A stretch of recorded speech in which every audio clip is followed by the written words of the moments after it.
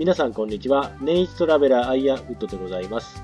東南アジア2往復に関してね、予約をした話をぐだぐだ話しました。かなり詳しく解説してます。2往復に限らずぐるぐるツアーをね、したいな、特に超繁忙期でしたいなと思っている方、右上から再生リストをリンクしております。これいいとこ取りしよう思ってみたらはっきり言います。落とし穴落ちます。落とし穴落ちないためにね、じっくり見てください。じっくり見たらね、確実に逆に取れます。取れるかもしれないって話じゃないです。僕取れますって話ずっとしてますんでね、そのあたりご覧ください。今日はそのチケットの中でこれです。別の交通手段で移動ということで、このチケットの中に含まれていないチケットの話をいたします。で、最終変更したのが2024年の11月の10日です。で、この段階でここから後ろが確定したわけですね。で、1往復目に11日に関西に帰ってまいります。で、2往復目は10月の24日ですね。東京羽田からスタートいたします。で、お盆休みでね、関西から、高松帰ってくる。これどうでもなる。問題は10月の24日。これ普通の平日です。平日の深夜便23時30分に東京出ますので、高松空港の最終便に乗って羽田空港へ行けば十分乗り継ぎができます。ANA、JAL ともにあるんですけども、せっかくね、今 ANA のマイルを話してますんで、JAL の話してもしょうがないので、ANA の話をいたします。ANA のね、飛行機乗るんだから、なんでもないやねん、お金出して買えばいいじゃないかって、それだともう話、身も蓋もなくなるんで、今日はね、マイレージを利用して、ANA 便に乗ろうっていう話をします。で、マイレージを利用します。ANA のマイレージを利用して、これらね、国際線の私、予約をかける。その中に ANA の国内線が含まれてたんですね。で、今度は単独の ANA 便だけを取るわけですよ。ANA のマイルでもちろん取れます。なんだけど、ANA 以外のマイルでも取れるんですね。国際線と同じ考えです。ANA はスターアライアンスという国際連合に加盟しておりますので、スターアライアンスの会社のマイレージプログラムを利用して ANA 便に乗ることが可能です。その中でね、僕もそうですし、おそらく多くの方がそうだろうと思われる、ことを今日は解説いたします。先日からちらちら話してたんですけども、ユナイテッド航空のマイレージプラスをね、私貯めてますというかね、ANA の前にこちらメインに貯めてたんです。このマイレージプログラム非常にいいのは、貯めやすい。クレジットカードの決済で 1.5% 還元されますので、もうほんとね、普通に決済してて気がついたら、1万貯まった、2万貯まったっていうようなぐらい貯めやすかったです。それと有効期限がない。昔はね、実質ないだったんです。今は本当にないんです。持ってるマイルがね、いつ使わないかんっていうのもないんですよ。それとお得なのが、ANA 便の必要マイルが少ない。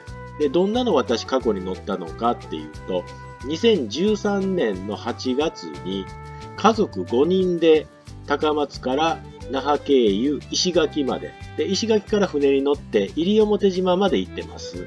で、この時ね、サンゴ礁綺麗やったんですよ。ね、すごいよね。で、この時ね、なんでこんなマイル溜まってたかっていうと、その前の年にロサンゼルスまでシンガポール航空乗ってるんですよ。で、もう1年前にエアカナダでバンクーバー乗ってる。これアメリカに往復もしたらね、5人分じゃないです。8人分ぐらいね、国内のマイル溜まってましたよ。もう本当美味しかったです。アメリカ1回旅行行ったらおまけで国内旅行がつくみたいな感覚でした。それから2017年、私、弟が東北は岩手県に住んでます。なかなか会うことできないので、高齢の父、母を連れてね、3人で東北行ってきました。この時は高松から羽田経由秋田ですね。で、紅葉のね、綺麗なところを回ってきました。で、2年後、2019年の8月に青森行ってます。この時はね、出発は高松じゃなくて岡山なんです。岡山から新千歳経由で青森。で、青森のねぶた見て、弘前のねぶた見て、秋田の関東を見ました。で、帰りは秋田から新千歳経由で岡山。それと2018年の3月、子供の高校の卒業の時に、妻がね、北海道行きたいなって言い出して、で、ちょっと3月私、仕事が忙しいんで行けなかったもんですから、妻と子供2人で札幌まで行ってます。で、行きはね、普通に取れたんです。高松から羽田経由新千歳。で、帰りがね、新千歳羽田が空席なかったんですよ。で、函館だったらあったもんで、新千歳から函館、羽田経由高松で帰ってきてます。必要マイルすべて共通なんです。片道6000、往復12000。めちゃくちゃお得でしょ。なんでね、このユナイテッドのマイレージプラスで国内線取るときに、直行で高松から東京なんて取る気持ちさらさらなかったんです。ただね、いつまでもそんな美味しいの続かないんですよ。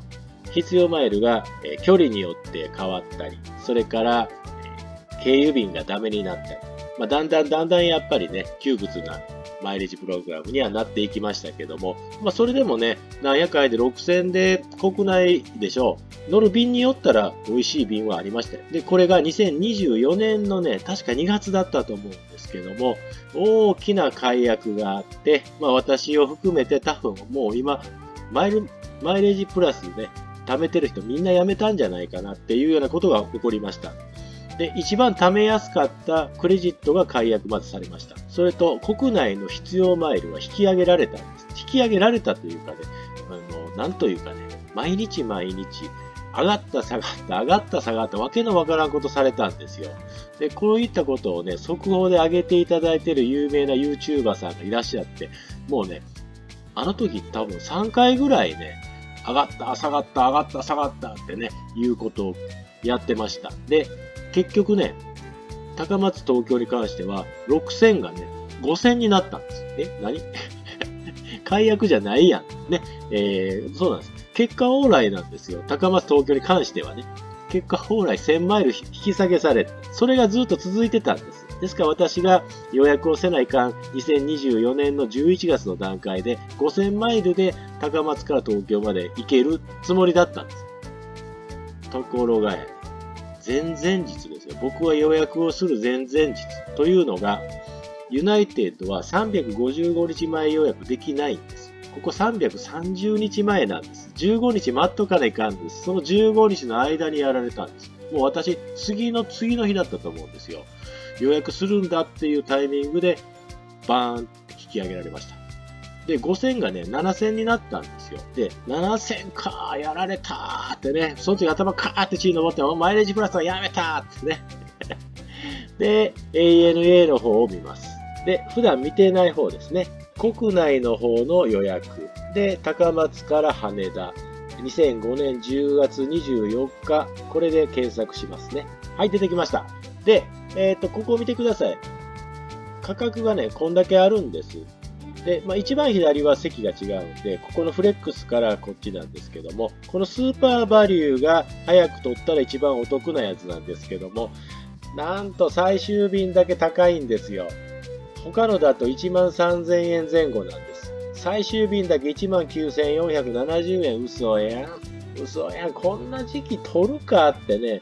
3連休でも何でもないです。週末の最終便なんですよ。いやー、狙ってる人おるんやね。いや、これでね、またね、こんなん高いの買えんやん。そしたら、ANA の前で見てみようかな。そしたら ANA の前で見てみましょうか。ね。ここは僕も見たことも正直ないんですよ。で、特典航空券のご利用条件。で、まずはね、片道行けるんや。それはラッキーやな。っていうことですね。必要マイル数。これ、あれこれもね、10月26日と10月27日で変わってんよね。そういうことはね、ANA の場合は、こういうふうにね、ちゃんとね、紹介してくれる。それからこれもね、事前に告知してくれる。だから非常に楽ですよね。で、ここにまずシーズンってがあるんですよ。3つのシーズンがあります。ローシーズン、レギュラーシーズン、ハイシーズン。10月の24日はここですね。レギュラーシーズンになります。で、必要マイルなんですけども、300、800、1000、2000ってね、区切りがあります。で、高松東京は350ですから、この上から2番目になります。で、ロー、レギュラー、ハイとありますね。ここですね。で、あの時も改定されてたんですですよ。11月の頭でしたから。8500。高いなぁ、ANA マイル。結局あれですわね、ローシーズンでやっとこさユナイテッドと一緒なんや。東京、大阪だとね、300ギリギリ切ってるんで、一つ上になるから、これだったらユナイテッドより気持ち安いんか。なるほど。ということで、一周ぐるっと回ってユナイテッドに帰ってきたんです。で、一応検索してみますね。ここは片道ができます。マイルを使って予約ができます。で、高松羽田10月24日。これビジネスをエコノミーに直しておきますね。で、もうこの通りです。毎日7000マイル。で、便もね、これ取り放題です。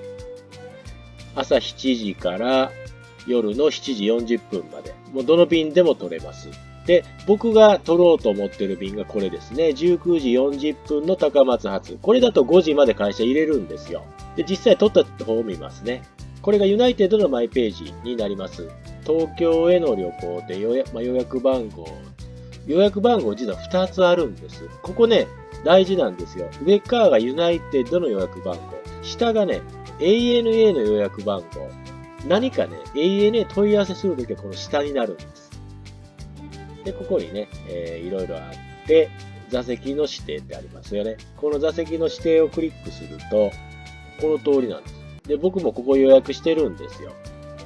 前、ANA 見た通りで、前方席と後方席はブロックかけてます。これが ANA の基本のやり方ですね。それとここは非常口席なのでブロックかかってるんです。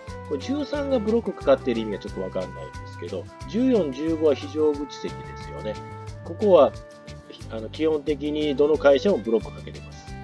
こんな感じでね、結局一周回って、なんやかんや言うて、ある程度中距離乗るんだったら、今でも ANA 便取るのにユナイテッドのマイレージプラスがお得だなっていうような結論ですね。で、これはね、僕が説明したくても多くの方が説明してる。で、私も2024年ね、結構マイル持ってたのを、今もう15000しか残ってないんですけど、あと2回予約してるんです。その2回はね、国内線じゃないです。国際線予約してます。しかも外国から外国。こっちは解説した人見たことないんです。もしご存知の方あったら教えてほしいんですけども。